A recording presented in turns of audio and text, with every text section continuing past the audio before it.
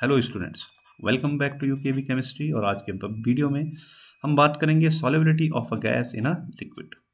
Last video में हमने solubility की बात करी थी, सिर्फ किसकी? सॉलिड इन लिक्विड की। यहाँ हम देख चुके हैं सर कि जब भी एक सॉल्यूशन बनता है तो इस सॉल्यूशन में एक इक्विलिब्रियम इस्टेब्लिश्ड हो जाता है ना, एक इक्विलिब्रियम आता है। ये बात हम जान चुके हैं। दूसरा हमने इफेक्ट ऑफ, हमने जब फैक्टर अफेक्टिंग की बात करी थी सर, तो हमने effect of nature of solute और सॉल्वेंट की बात करी थी। Nature of solute and solvent की बात करी थी सर। हमने देखा था कि पोलर, अगर सॉल्वेंट और सॉल्यूट दोनों पोलर हैं तो डिसोल्यूशन हो जाता है, सॉल्युबिलिटी बढ़ेगी। और अगर ये दोनों नॉन पोलर होते हैं, है ना, अगर क्या है, पोलर हैं, तो सॉल्युबिलिटी क्या करती है? इंक्रीज करती है, क्योंकि डिसॉल्व होते हैं। अगर एक पोलर है, एक कैसा है, पोलर है, और एक कैसा है, नॉन पोलर है, तो ये डिसॉल्व नहीं होते हैं, सॉल्युबिलिटी डिक्रीज हो जाती है। अगर दोनों नॉन पोलर हैं तो सॉल्युबिलिटी इंक्रीज हो जाती है। तो ये के लिए बात समझ गए थे सर हम। अगर आपको ये समझ में नहीं आता है तो आप लास्ट वीडियो देख लीजिएगा। सेकंड हमने पढ़ा था sir effect of temperature. Effect of temperature में हमने देखा था सर, सिंपल है, अगर इक्विलिब्रियम स्टैब्लिश्ड हो जाता है तो इसके लिए आपको किसको फॉलो करना पड़ेगा? ली चैटेलियर प्रिंसिपल को फॉलो करना पड़ेगा। अगर एंडोथर्मिक रिएक्शन है, अगर रिएक्शन कैसी है, एंडोथर्मिक है, यानी इसका डेल्टा एच कैसा है? पॉजिटिव है, तो इस कंडीशन में आपको टेम्परेचर इंक्रीज करना पड़ेगा। और अगर एक्सोथर्मिक है, डेल्टा एच नेगेटिव है, तो टेम्परेचर क्या करना पड़ेगा? डिक्रीज। तो ये सब आप जानते हैं ली चैटेलियर प्रिंसिपल के बारे में। देन हमने बात करी थी सर इफेक्ट ऑफ प्रेशर की। और इफेक्ट ऑफ प्रेशर में आपने देखा था सर कि जो सॉलिड और लिक्विड का सॉल्यूशन होता है, ये इनकम्प्रेशेबल होने की वजह से कैसे होते हैं सर? ये इनकम्प्रेशेबल होते हैं, जिस वजह से यहाँ इफेक्ट ऑफ प्रेशर नहीं होता है।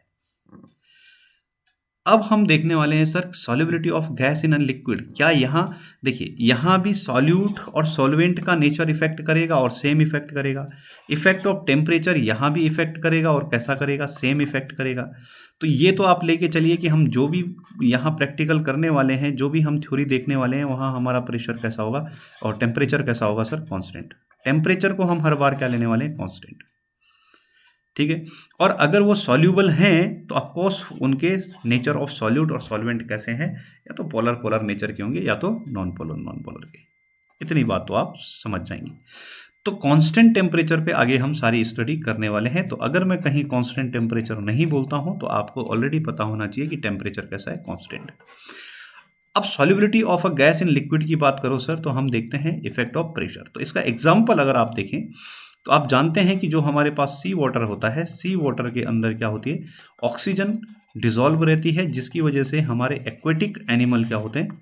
एक्वेटिक एनिमल क्या कर सकते हैं? रेस्पिरेशन कर सकते हैं। तो ये एक बहुत अच्छा एग्जाम्पल है जहां हाई प्रेशर पे ऑक्सीजन क्या होती है? वाटर के अंदर डिसॉल्व होती है। या आप देखें सर कि H2O के अंदर आपका HCl गैस इजीली क्या हो जाती है? डिसॉल्व हो जाती है। क्लियर बात है। और जैसे जैसे प्रेशर इंक्रीज होता है तो ये डिसोल्यूशन भी क्या होता है? ज़्यादा होता है। इसी बात को समझाने के लिए एक साइंटिस्ट आए जिनका नाम था Henry. And the Henry was first scientist who gave a quantitative relation between partial pressure and solubility. What he said that the solubility of a gas in a liquid is directly proportional to the partial pressure. किसी भी gas का जो solubility होगा वो उसके partial pressure के directly proportional होगा, यानी P डायरेक्टली प्रोपोर्शनल होगा सर किसके? सॉल्युबिलिटी के। सॉल्युबिलिटी किसको बोला था सर हमने? मैक्सिमम अमाउंट ऑफ सॉल्यूट, है ना, डिसॉल्व्ड इन है दैट सॉल्वेंट। तो जो मैक्सिमम अमाउंट ऑफ सॉल्यूट था जो सॉल्वेंट में डिसॉल्व था, उसको हमने क्या बोला था? सॉल्युबिलिटी। इसको समझने से पहले हम थोड़ा सा ये समझते हैं सर, जरा चेक कीजिए। आपके पास एक कंटेनर है और इस कंटेनर में आपने ले रखा है एक सॉल्वेंट, और इस सॉल्वेंट को आपने किस फॉर्म में रखा है? Open container. कंटेनर आपका कैसा है सर? ओपन, यानी इस पे एक एटमॉस्फेरिक प्रेशर लग रहा है। और हम मान लेते हैं कि इसके ऊपर एटमॉस्फेयर की कुछ गैसें होंगी। अब क्योंकि हम एज्यूम कर रहे हैं सर, तो हम ऐसा एज्यूम करते हैं कि यहाँ बहुत सारी गैसें इस सॉल्यूशन के ऊपर घूम रही हैं, बहुत सारे पार्टिकल हैं गैसेस के, और इसके कुछ पार्टिकल क्योंकि 1 atm प्रेशर है तो इस सॉल्यूशन में क्या होंगे? डिसॉल्व होंगे।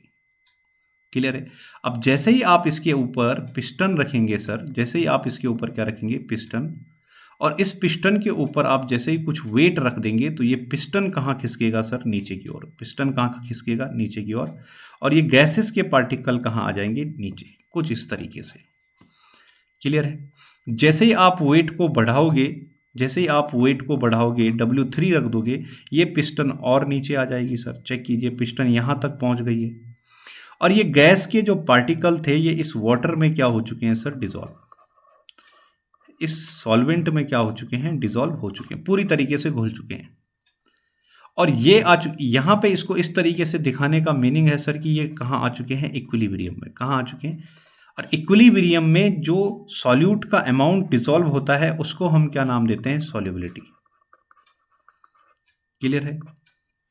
जो अमाउंट का सॉल्यूट इसमें डिसॉल्व हुआ है इक्विलिब्रियम कंडीशन में, उसी को तो हमने सॉल्युबिलिटी बोला था। अब ये सॉल्युबिलिटी किसको बोला सर, अब फिर से चेक कीजिए। सॉल्युबिलिटी बोला आपने अमाउंट ऑफ सॉल्वेंट को, अमाउंट ऑफ सॉल्यूट, सॉल्वेंट किसी को भी आप क्या बोल रहे हैं, अमाउंट ऑफ सॉल्यूट को आपने क्या बोला है, सॉल्युबिलिटी। और अमाउंट ऑफ सॉल्यूट और सॉल्वेंट को हम क्या बोलते हैं सर, उस सॉल्यूशन का कंसंट्रेशन।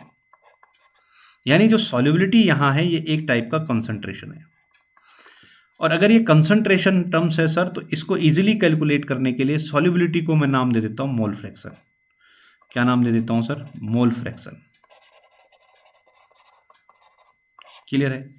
यानी मैं बोल सकता हूं जो P डायरेक्टली प्रोपोर्शनल है सॉल्युबिलिटी के, वो P डायरेक्टली प्रोपोर्शनल हो सकता है किसके, amount of solute dissolve in this solution, है ना। और अमाउंट ऑफ सॉल्यूट को हम क्या किससे किससे मेजर कर रहे हैं सर, मोल फ्रैक्शन से। तो अब जितना आप प्रेशर यहां से अप्लाई कर रहे हैं उतना ज्यादा गैस का मोल फ्रैक्शन इसके अंदर क्या हो रहा है, डिसॉल्व हो रहा है। जितना प्रेशर आप अप्लाई करेंगे उतना ज़्यादा गैस इसके अंदर घुलेगा, और उतना ज़्यादा गैस घुलने का मतलब है उसके उतने ज़्यादा मोल फ्रैक्शन इसके अंदर क्या हो रहे हैं, डिसॉल्व हो रहे हैं। यानी मैं बोल सकता हूं कि P डायरेक्टली प्रोपोर्शनल है किसके, X के। यही हमारा हेनरी बोल रहा sir, the partial pressure of the gas in vapour phase is proportional to the mole fraction of gas in the solution. Partial pressure किसके इक्वल होगा सर, प्रोपोर्शनल होगा सर मोल फ्रैक्शन के। तो अगर यहाँ प्रोपोर्शनैलिटी के साइन हटाता हूँ सर, तो ये हमारा हो जाएगा P इक्वल टू, प्रोपोर्शनैलिटी की जगह हमें लगाना पड़ेगा कांस्टेंट, और कांस्टेंट हमने लगा दिया KH, और ये आ जाएगा सर हमारा X। यहाँ से एक और रिलेशन मैं बना सकता हूँ सर, KH इक्वल टू हो जाएगा हमारा P अपॉन X के। यानी ये दोनों एक दूसरे के इन्वर्सली प्रोपोर्शनल होंगे। आप बोल सकते हैं कि KH अगर इंक्रीज करता है तो हमारा X क्या होना चाहिए, डिक्रीज। और KH हमारा डिक्रीज करता है तो हमारा X क्या होना चाहिए, इंक्रीज। और ये X हमारा क्या था सर, X हमारा था सॉल्युबिलिटी। X हमने किसकी जगह लिया था, सॉल्युबिलिटी की जगह। मीन्स अगर KH इंक्रीज होता है तो मोल अंश डिक्रीज होंगे, मीन्स आपकी सॉल्युबिलिटी क्या हो रही है, डिक्रीज हो रही है। सॉल्युबिलिटी आपकी क्या हो रही है, डिक्रीज। अगर X इंक्रीज हो रहा है सर, तो इट मीन्स आपका जो सॉल्युबिलिटी है वो क्या हो रही है, इंक्रीज। ये रिलेशन आपको ध्यान रखना है। अगर KH इंक्रीज होता है तो सॉल्युबिलिटी डिक्रीज होती है, और KH अगर इंक्रीज होता है तो सॉल्युबिलिटी क्या होती है, डिक्रीज। एक और पॉइंट आप ध्यान रखिए सर, जब हमारा टेम्परेचर इंक्रीज होता है, अगर आप इसका टेम्परेचर बढ़ा दोगे तो इनका काइनेटिक मोशन बढ़ेगा और ये पिस्टन कहाँ चली जाएगी, ऊपर। तो टेम्परेचर बढ़ाने से आपकी सॉल्युबिलिटी क्या होती है सर, डिक्रीज। क्लियर है। यानी अगर आप दो तरीके के वाटर ले लो, एक कंडीशन में आप लो हॉट वाटर और एक कंडीशन में आप वाटर कैसा लो, कोल्ड। तो हॉट वाटर में टेम्परेचर ज़्यादा होगा सर तो सॉल्युबिलिटी कम होगी। सॉल्युबिलिटी क्या होगी, कम, है ना। तो अगर सॉल्युबिलिटी, अगर हम सी वाटर की बात कर देते हैं, ऐसे वाटर की बात करते हैं जहां हमारे एक्वेटिक एनिमल रहते हैं, तो हॉट वाटर में ऑक्सीजन का सॉल्युबिलिटी क्या होगा, कम होगा। तो यहाँ एक्वेटिक एनिमल जिंदा नहीं रह पाएंगे। लेकिन अगर कोल्ड वाटर होगा तो टेम्परेचर कम होगा और सॉल्युबिलिटी क्या होगी, ज़्यादा। इसलिए जो आपके एनिमल हैं वो कहाँ रहते हैं, कोल्ड वाटर में, क्योंकि कोल्ड वाटर में टेम्परेचर कम है, सॉल्युबिलिटी बढ़ जाएगी तो ऑक्सीजन ज़्यादा डिसॉल्व होगा, तो एक्वेटिक एनिमल को रेस्पिरेशन करने में क्या होगी सर, आसानी होगी। वो इजीली क्या कर सकते हैं, रेस्पिरेशन, क्योंकि कोल्ड वाटर में ऑक्सीजन ज़्यादा सॉल्युबल होती है क्योंकि टेम्परेचर कम है, सॉल्युबिलिटी क्या हो जाती है, बढ़ जाती है। क्लियर बात है सर। एक और पॉइंट आप याद रख सकते हैं कि जो KH हमारा होता है ये अलग अलग गैसों के लिए अलग अलग होता है। अगर हमारी गैसें भी डिफरेंट हैं तो KH की वैल्यू भी क्या होंगी, डिफरेंट। तो इतनी बातें आपको ध्यान रखनी होंगी सर हेनरीज लॉ में। तो यहाँ आई होप कि ये आप समझ चुके होंगे। अगर सर आप इसको नहीं समझे होंगे तो इसके एनिमेशन के साथ मैं शॉर्ट में वीडियो डाल दूंगा, वहां आप इसको जरूर देखिएगा। अभी देखते हैं सर हेनरीज लॉ की एप्लीकेशन। हेनरी लॉ का पहला एप्लीकेशन क्या बोलता है सर, ये आपको दिख रहा होगा कोल्ड ड्रिंक की बोतल जो आपने बहुत बार पी भी होगी। कभी आपने सोचा है सर इसका जो ये जो ढक्कन आपने लगाया है ना, ये ढक्कन इतना टाइटली पैक्ड क्यों होता है, इतना टाइट क्यों किया रहता है? क्योंकि इसके अंदर आपने भरी रहती है क्या, गैस। जब आप इस ढक्कन को खोलते हैं तो ये कोल्ड ड्रिंक बड़ी तेजी से सरसराहट की आवाज से बाहर निकलती है ना। तो उस गैस को दबाए रखने के लिए इसके ढक्कन को क्या किया जाता है, बहुत टाइट पैक किया जाता है। तो इस कोल्ड ड्रिंक के अंदर जो गैस भरी हुई थी उस गैस का नाम है सर CO2। और इस गैस को इस कोल्ड ड्रिंक के अंदर डिसॉल्व करने के लिए हाई प्रेशर के साथ इसके अंदर डाला जाता है। सिंपल, अगर आपको CO2 के अमाउंट ऑफ CO2 है ना, CO2 की मात्रा अगर आपको ज़्यादा इसके अंदर डिसॉल्व करनी है तो प्रेशर भी क्या लगाना पड़ेगा, ज़्यादा, क्योंकि P डायरेक्टली प्रोपोर्शनल है किसके, X है। किसने कहा था, हेनरी भैया ने। अगर इसके अंदर CO2 की मात्रा को ज़्यादा डिसॉल्व करना है तो प्रेशर भी आपको क्या लगाना पड़ेगा, ज़्यादा। ये हेनरी भैया कह चुके हैं।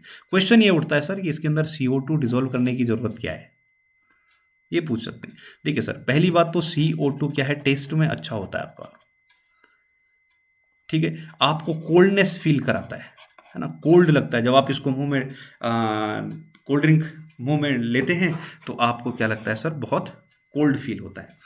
जो इसका मोस्ट इंपॉर्टेंट यूज है सर, ये प्रिवेंट करता है माइक्रो ऑर्गेनिज्म को ग्रोथ करने में। जो हमारे माइक्रो ऑर्गेनिज्म होते हैं इनको ग्रोथ करने में क्या करता है सर, ये हमारी हेल्प करता है। तो माइक्रो ऑर्गेनिज्म अगर नहीं होंगे तो इसकी वैलिडिटी क्या हो जाएगी सर, इंक्रीज हो जाएगी। क्लियर बात है। तो काफ़ी बेनिफिट है आपको हेनरी का लॉ समझना। और हेनरी का लॉ क्या बोलता है सर कि जितने प्रेशर के साथ आप इसके अंदर गैस डालोगे उतनी ज़्यादा गैस क्या होगी, सॉल्युबल होगी, उतने ज़्यादा गैस के मोल फ्रैक्शन घुलेंगे। नेक्स्ट एग्जांपल की अगर आप बात करो सर, तो जो हमारे सी डाइवर होते हैं है ना, जो हमारे क्या होते हैं, सी डाइवर होते हैं, जो समुद्र के अंदर क्या करते हैं सर, जाते हैं। तो आप समझिए ये आपका सी लेवल है। जब एक सी डाइवर यहाँ पे खड़ा है तो इस पे केवल एटमॉस्फेरिक प्रेशर लग रहा है, लेकिन जैसे जैसे वो समुद्र के अंदर जाना शुरू करता है तो यहाँ इसको इस वाटर के प्रेशर को झेलना पड़ता है। इस वाटर का प्रेशर भी इस व्यक्ति के ऊपर लगेगा, यानी प्रेशर क्या हो जाता है सर, इंक्रीज। अब क्योंकि ये अपने साथ ऑक्सीजन का सिलेंडर लेके जा रखे हैं सर, क्या लेके जा रखे हैं, ऑक्सीजन का सिलेंडर। तो ऑक्सीजन का सिलेंडर है और ये सांस ले रहे हैं, तो जैसे जैसे पानी के नीचे जाएंगे पानी प्रेशर इंक्रीज करेगा, तो इनकी बॉडी में ऑक्सीजन की सॉल्युबिलिटी भी क्या करेगी सर, इंक्रीज। ज़्यादा ऑक्सीजन लेंगे, ज़्यादा ऑक्सीजन क्या हो जाएगी सर, इनकी बॉडी में डिसॉल्व। अब इस सिलेंडर में आपके पास नाइट्रोजन जैसी गैसें भी मिक्स रहती हैं, तो ये नाइट्रोजन की गैसें भी इनकी ब्लड में क्या हो जाती हैं, मिक्स हो जाती है। अब जब तक सर ये नीचे जा रहे हैं तब तक सॉल्युबिलिटी इंक्रीज हो रही है, कोई प्रॉब्लम नहीं। पर जैसे ही ये डाइवर ऊपर की ओर आना शुरू करते हैं तो धीरे धीरे, अब जब ये ऊपर आ रहे हैं सर तो प्रेशर क्या होता जाएगा, कम। और प्रेशर कम होता जाएगा सर तो O2 की सॉल्युबिलिटी क्या होती जाएगी, कम। और जब O2 की सॉल्युबिलिटी कम होती जाएगी तो इस व्यक्ति की बॉडी में O2 की सॉल्युबिलिटी कम हो जाएगी, तो ये ऑक्सीजन अब जाएगी कहाँ सर, जब नीचे गया था तो खूब सारी ऑक्सीजन ले ली अंदर, नाइट्रोजन गैस अंदर ले ली। अब जब ऊपर आ रहा है तो उसकी सॉल्युबिलिटी कम हो गई, अब ये कहाँ जाएंगे, तो अब ये नाइट्रोजन और ये ऑक्सीजन इसकी बॉडी में डिसॉल्व नहीं हो पाती हैं सर। तो ये क्या बना देते हैं, ये नाइट्रोजन बबल्स बनाना शुरू कर देते हैं इसके ब्लड में। ठीक है, देखो सिंपल भाषा में समझो, जब नीचे गया तो सॉल्युबिलिटी ज़्यादा थी सर, प्रेशर बढ़ा, सॉल्युबिलिटी ज़्यादा हो गई, सारी ऑक्सीजन घुल गई। लेकिन जैसे ही ऊपर आएगा अब प्रेशर डिक्रीज हो रहा है तो सॉल्युबिलिटी भी क्या हो जाएगी, कम। अब वो ऑक्सीजन जाएगी तो जाएगी कहाँ, तो हम क्या बोल रहे हैं, जब ये नाइट्रोजन और बाहर निकलती है तो ये नाइट्रोजन क्या करती है, इसके ब्लड में बबल्स बनाना शुरू कर देती है। और इन बबल्स को हम मेडिकल टर्म्स में बैंड बोलते हैं सर। और ये बहुत पेनफुल होती हैं और आपके लिए डेंजरस हो सकती है आपकी लाइफ के लिए।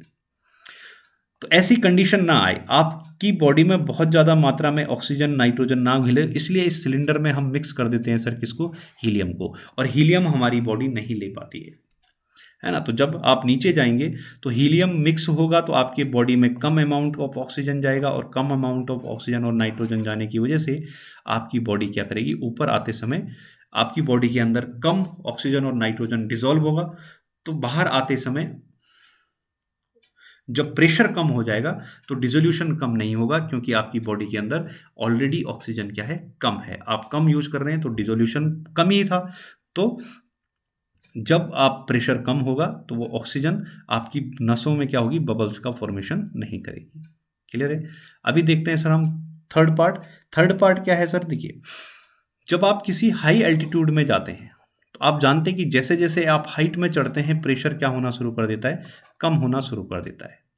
यानी अगर प्रेशर कम होगा तो यहाँ जो एटमॉस्फेयर है, जो हमारे पास एटमॉस्फेयर है, इस एटमॉस्फेयर में प्रेशर कम होने की वजह से ऑक्सीजन का लेवल भी क्या हो जाएगा सर, कम। प्रेशर कम हो रहा है तो ऑक्सीजन का लेवल भी एटमॉस्फेयर में क्या हो जाएगा, कम। आपने अभी अभी बोला P directly proportional to X। अगर P कम होता है तो मोल फ्रैक्शन ऑफ ऑक्सीजन भी क्या हो जाएंगे, कम हो जाएंगे। तो इस एटमॉस्फेयर में हाई एल्टीट्यूड पे जो एटमॉस्फेयर होता है, यहाँ ऑक्सीजन की विलेयता क्या होती है, कम होती है। ऑक्सीजन की सॉल्युबिलिटी एटमॉस्फेयर में क्या होती है, कम, जिसकी वजह से आपकी सांस फूलने लगे, आपकी बॉडी में ऑक्सीजन की सॉल्युबिलिटी क्या हो जाती है, कम हो जाती है। बॉडी में ऑक्सीजन कम जाएगा सर तो इसके बहुत नुकसान होते हैं, जिसको हम नाम बोलते हैं एनोक्सिया। ये एक्स्ट्रा वर्ड यहाँ पे आ गया, जिसको हम क्या बोलते हैं, एनोक्सिया। क्लियर है। अब ये एनोक्सिया जो मेडिकल टर्म है सर, इसमें होता क्या है, जब आपकी बॉडी में ऑक्सीजन की सॉल्युबिलिटी कम हो जाती है, जब ऑक्सीजन लेवल आपकी बॉडी में कम हो जाता है तो आपको हेडेक जैसी कंडीशन हो जाती है, आपको उल्टियाँ आ सकती हैं, आपको हेलुसिनेशन शुरू हो जाता है, आपको मेमोरी लॉस हो जाता है, भ्रम जैसी उत्पत्ति आपको आ सकती है। तो ये सारी कंडीशन होती है एनोक्सिया में। तो ये क्यों हो रही है सर, क्योंकि प्रेशर घटने से, है ना, प्रेशर ऑक्सीजन का एटमॉस्फेरिक प्रेशर घट गया तो ऑक्सीजन की सॉल्युबिलिटी कम हो गई, और जब आप उस हाई एल्टीट्यूड में रहते हैं तो आपकी बॉडी में ऑक्सीजन की अमाउंट क्या होगा, कम होगा। ऑक्सीजन का अमाउंट कम होगा तो आपको क्या हो जाएगा, एनोक्सिया। क्लियर है। तो आज के लिए रखते हैं सर इतना ही, फिर मिलेंगे नेक्स्ट वीडियो में, तब तक के लिए सी यू।